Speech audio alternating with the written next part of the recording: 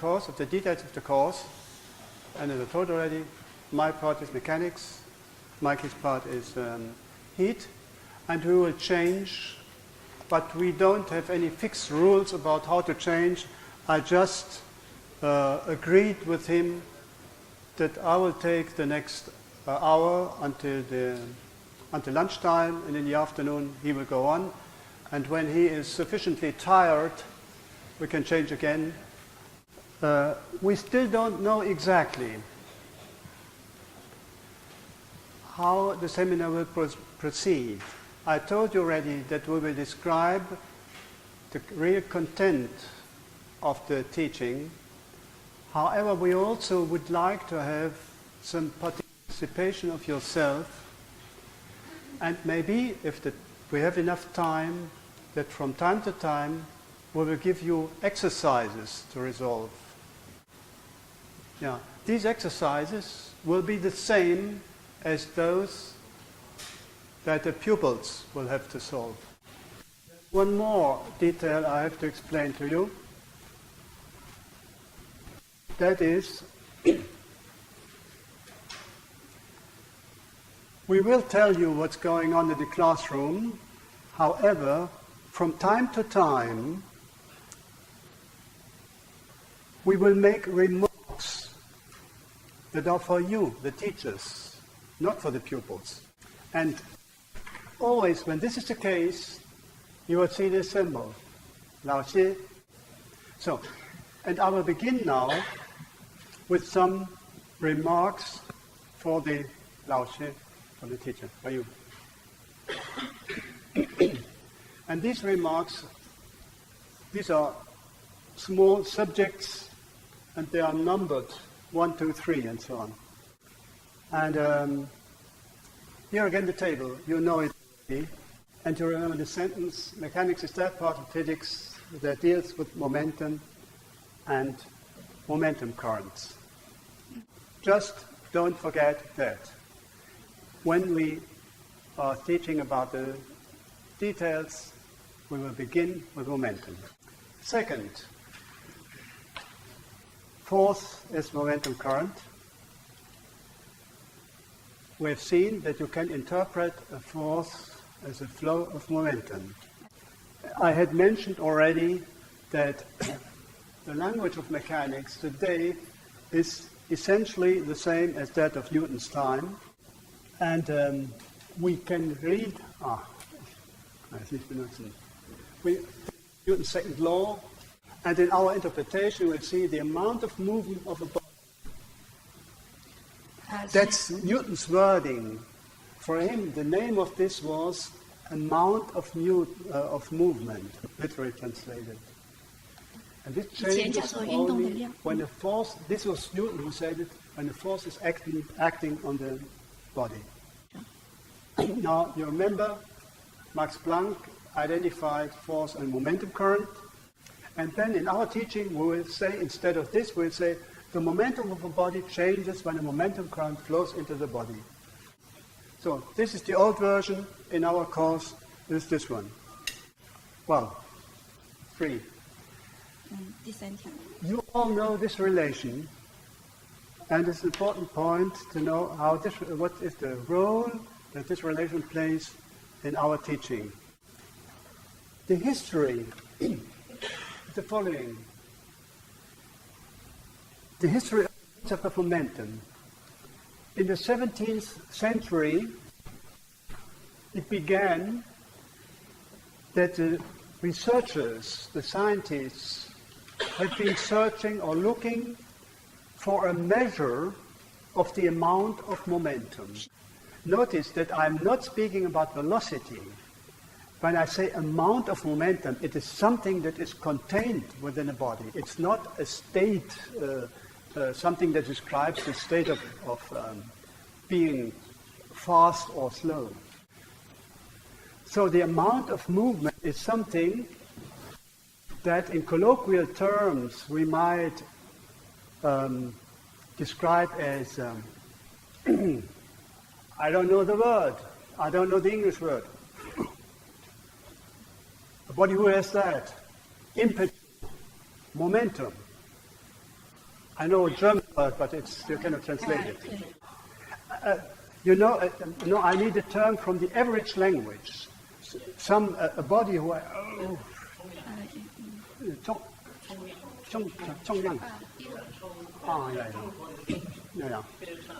So scientists at that time from the 17th century, they tried to find a measure of it, to describe it quantitatively by numbers.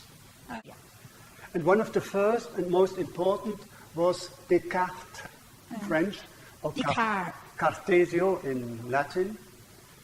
And he found that in order to describe this, take the product of its mass, the mass was known at that time, and velocity. This was a very important, I cannot say discovery, it was an idea. However, notice that Descartes did not take into account the sign, the plus or minus of V.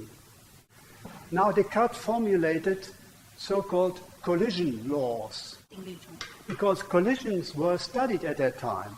Tuck and all these things, a big body, a small body, and so on. He formulated laws about this. Unfortunately, many of his collision laws were incorrect, false, wrong. Why? Because he did not know about the sign of the quantity. However, his idea was very sound because he conceived movement or a quantity that was a substance-like quantity. Movement is something that is contained within a body. Our moving body contains something. And he had another very good idea about this. At this time, all the people believed in God, but their beliefs were very different. And Descartes, for instance, he believed that God, when he created the world, he had given to the world a certain amount of dongyang at the beginning, a certain amount, and later God did not interfere in the world. Dongyang changed from one body to the other. So this was a very nice way to express conservation of momentum. So although all this was not correct because of the lack of the sign. Then there was another scientist, Huygens, and he introduced the sign, and from now on the collision laws were correct.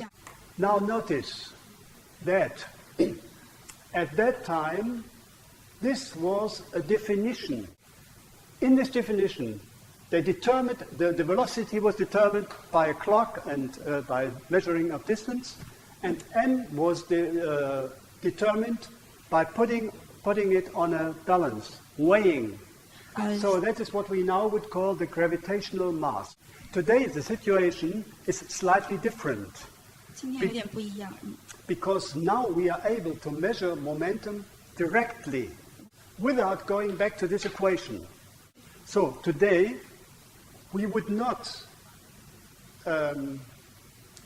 define momentum by this equation, but we can measure it and experimentally find out that momentum is proportional to the velocity, not the definition. So we can say, nowadays we would say, this law is observed, not a definition. This is an important point, because in school we usually go on teaching it as a definition. You ask a pupil, what do we understand by momentum? Pupil has to ask m times v. This does not really understand or correspond to our modern understanding of momentum, because nowadays momentum is considered a quantity of its own right. And again, in modern terms, what we observe is this proportionality, and then we introduce a factor of proportionality, and this is the inertial mass. So you might think that these are details, and why do you insist so much in that? Why don't we want to define momentum in this way? Does it make any difference to consider this as a definition or an observation. The problem is that P is not always proportional to V. You see, if you define it this way, then in some cases you will not come to the quantity that today is called the momentum. I'll give you an example. If you not only consider classical bodies like this one, I mean bodies with a mass that don't move too quick, then momentum is proportional to the velocity. But if I throw this bottle with a velocity that is near the velocity of light, then this proportionality is not valid anymore. Or if you extend the idea of momentum to other systems than bodies, like fields, electromagnetic fields. For instance, you all know that light has momentum. Yeah. So what then? How can you calculate this momentum? Then this formula won't help you anymore. You need this formula.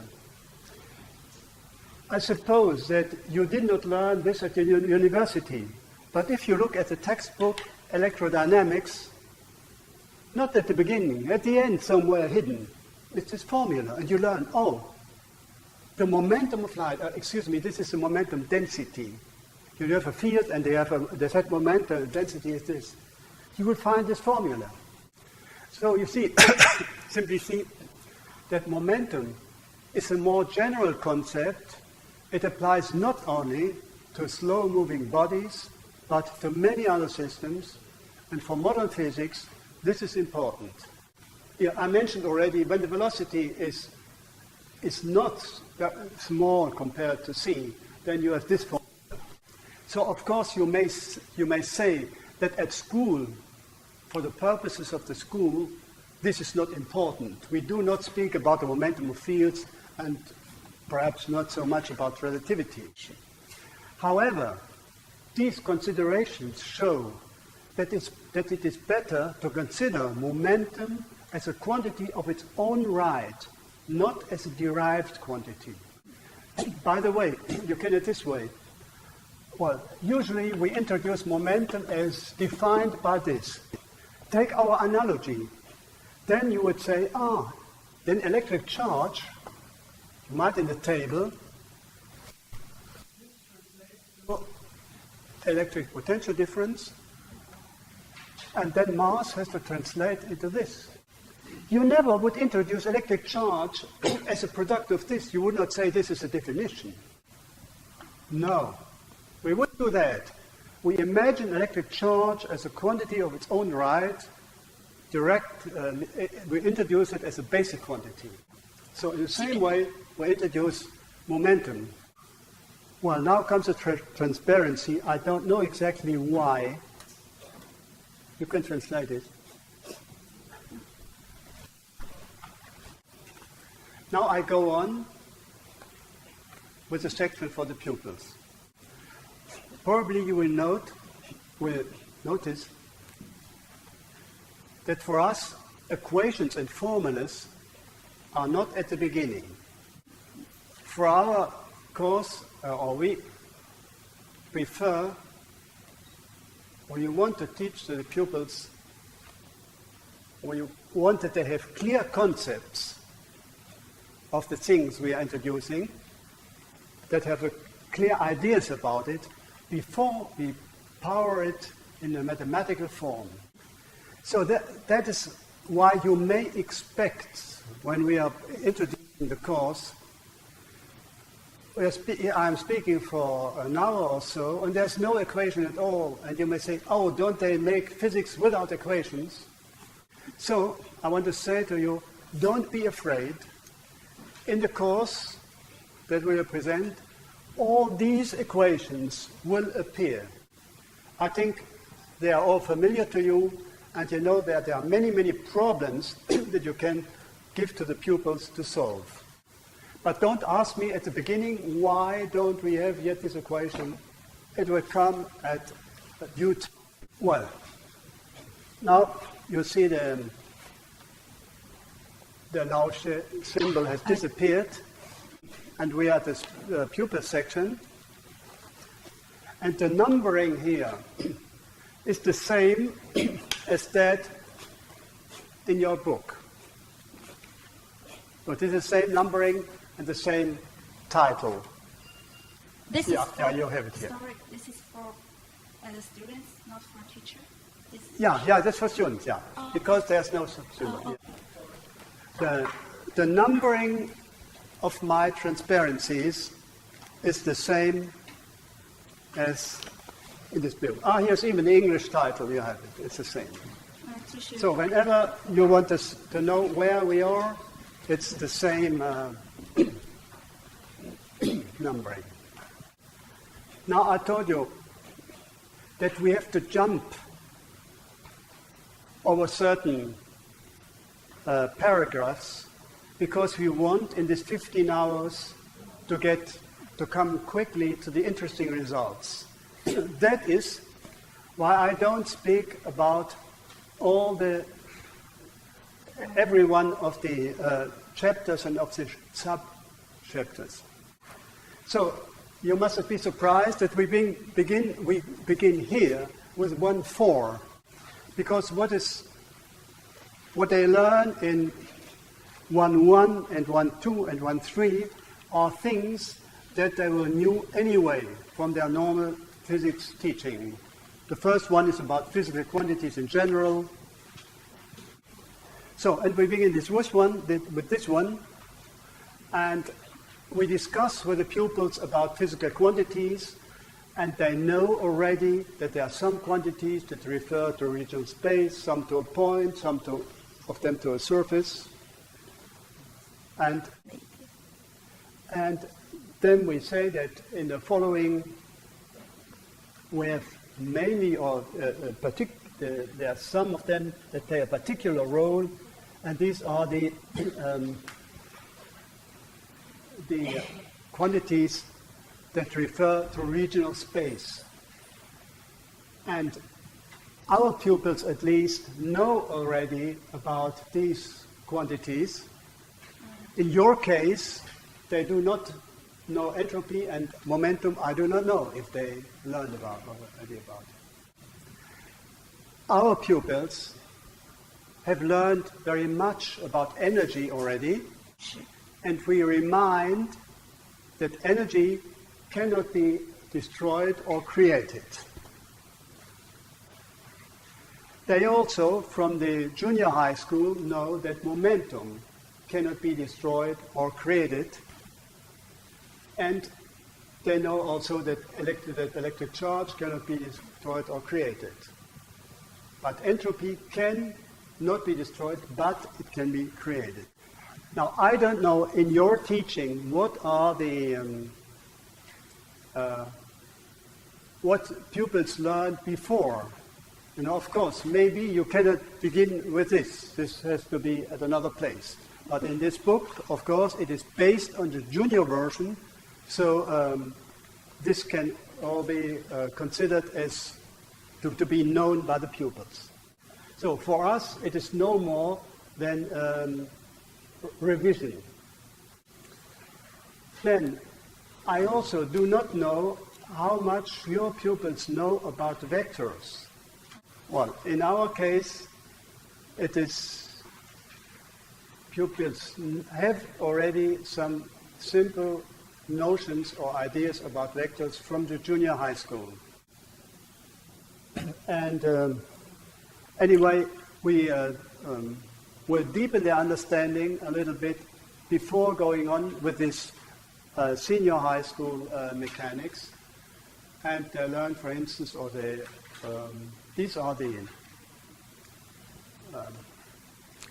in the projection, you see always the sentences that are in gray. These are the results of the discussion. And here you see they learn a scalar quantity is defined by one numerical value. A vector quantity is defined by three numerical values, the x, y, and z component. When I give the result of these chapters, sometimes I give only the result of these chapters. Of course, this is a whole hour of teaching, to get to this result. Then in the following, we need the vector addition, to add vector because we have momentum, and then there comes another momentum, so we have to couple vectors, and they learn that in order to calculate the sum of momenta, they can do this in several ways. Either they add the components of the vector, or they draw arrows and they join the arrows one at the end of the other. So, and at the end, they should know vector addition, one of the corresponding arrows is attached to the other, or you can add the components. Well, these are some selected results of this first chapter in the book, which is called Tools. For me, it's rather difficult to recommend to you which of these things you should teach when beginning, because I do not know which of these tools the students know already. Anyway, you should not spend too much time with that, because you see it is 1, 2, 3, 4, 5, 6, 7 subchapters, 1.1 to 1.7. Because if you do that correctly, then you need 7 hours of teaching. And 7 hours of teaching, you did nothing about mechanics. You know, we want to come to results. Here you have to choose what is absolutely necessary for you. This is the problem of beginning with the upper secondary, with the senior secondary. Well, now mechanics really begins, and the next subchapter is momentum. I will try to show you the actual teaching in a somewhat more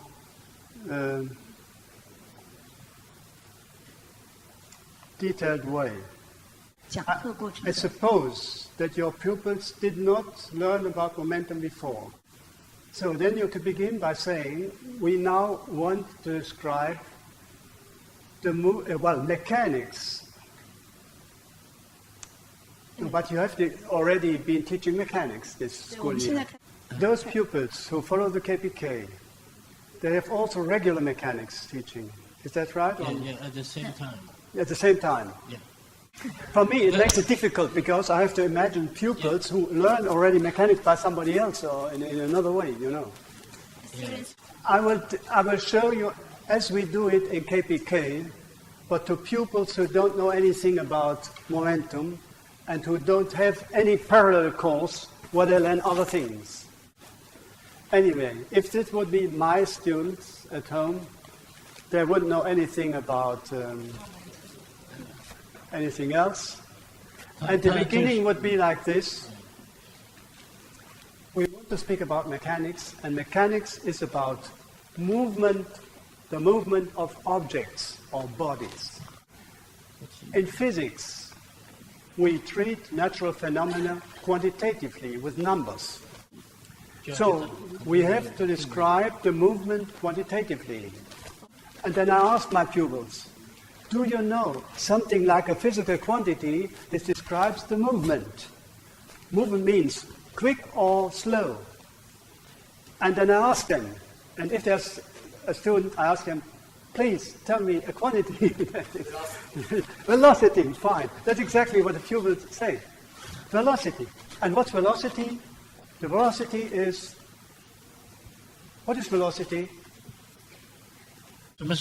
How do you find out the velocity of a car? Displacement divided by time. The velocity of a car. In your car, Yeah. you can say Yeah, exactly. And that's the answer. Okay, that's what a meter indicates.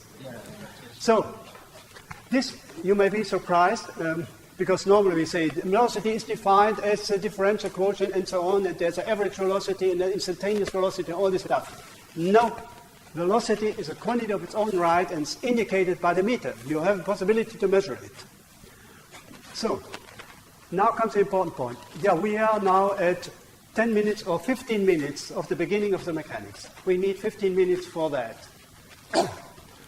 If we want, we can give on the blackboard, symbol for velocity is V, the measuring unit is meter per second. you measure it with a meter. Now comes the important step. Oh, okay.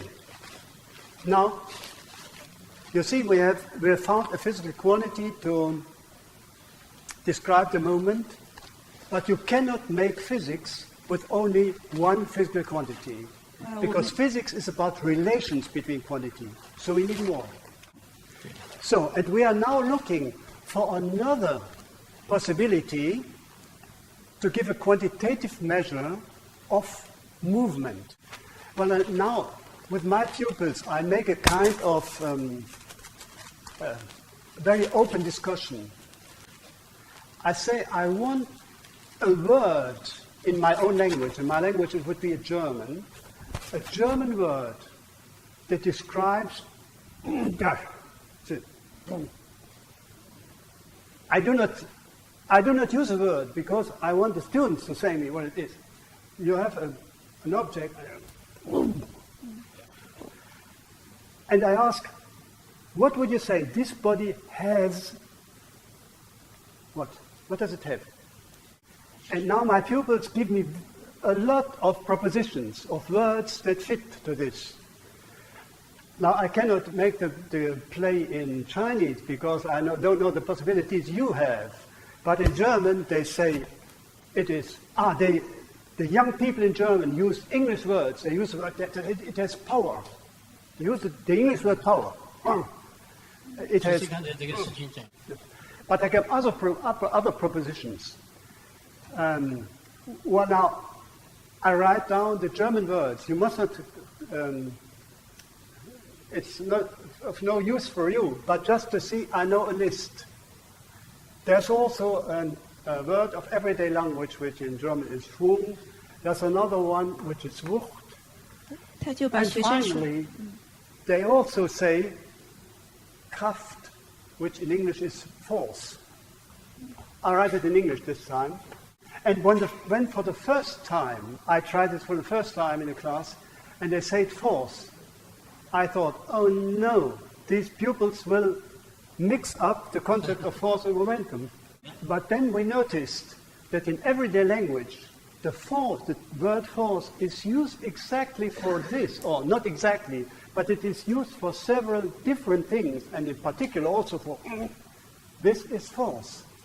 And by the way, in the historic development, the old word for momentum was force. So, the teaching goes on like this. I say to the pupil, well, you know what we mean. All this together, we call it, German word, I don't write it, this is momentum. This is what is in your head. Now in physics, we call it momentum. Well, this is another physical quantity, the second one we need. Of course, this is not a definition, and we now have to learn, step by step, the properties of this quantity, to see relations to other quantities, and finally, we come to a point where we can say that it is properly defined. But finally, apparently, you know already the concept of momentum, so most of the properties of it, of the physical properties, I'm sure you will know them. And so I will ask questions now about momentum, and you give the answers, and then we'll see the physical idea of momentum will be very clear at the end. You have two teachers, the same model, but one is running quick, you see it, and this is slow. Question, which one of them has more momentum?